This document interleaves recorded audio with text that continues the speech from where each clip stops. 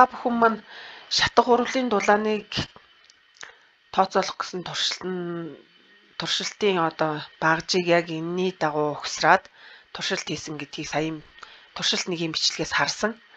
За тооцоогоо яг энэ туршилтын үр дүн ашиглан этанолын шатгын талбай өөрчлөлтийг тооцоолцгоё гэсэн энэ тооцоогоор хийцгэн. За тэгэхээр биднэрт яг энэ 1.5 г гэд шатгууралд орсон этанолын масс нь болохоор түрүүний туршилтан дээр өгөгдсөн спиртэн дэнгийн ихний ба эцсийн жингийн зөрүүгээр тодорхойлогдно гэдгийг та бүхэн маань санаад за тэгээ энэ усны эзлэгүүн болохоор туршилтан дээр 200 мл биш бид нар 100 мл-ийг авсан гэдгийг санаад за тэгээ температурын өөрчлөлттэй болохоор нөгөө туршилтан дээр яг туршилт нэг дээр хид гэж өгөгдсөн байна. Тэрүүгээр нь ингээд тэмдэглэж байгаад энэ томьёонд орлуулад яг энэ дөрвөн алхмын дагуу ингээд тооцоогоо хийгээд туршилтынхаа алдааг олцгоно гэж багш нь итгэж байна. За амжилт хүсье.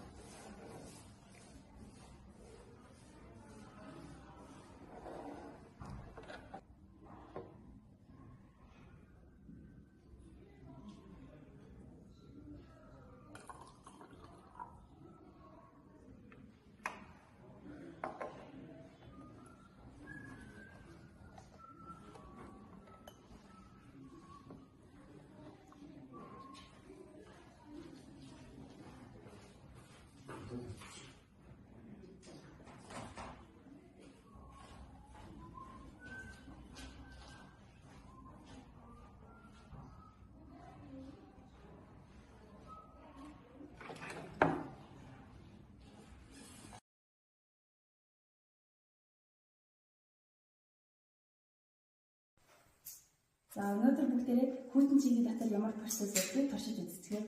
За энэ ингээд туршилтанд хэрэглэх хүйтэн чиг маань байгаа. Энийг юм сангаас авсан. Энийг ингээд задлаад харахаар дотор нэг пакеттэй усуудын цагаан онгийн тас байж байгаа. Тэгээд энийг ингээд найрлахаас наргаж өрөө гэж байгаа. Бүгдээрээ одоо усныхаа эзэлхүүнийг хийлгэе.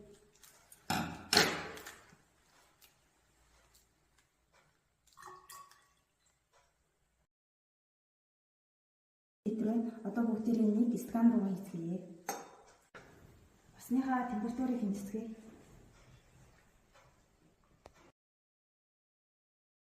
Процент хэмжицгээе.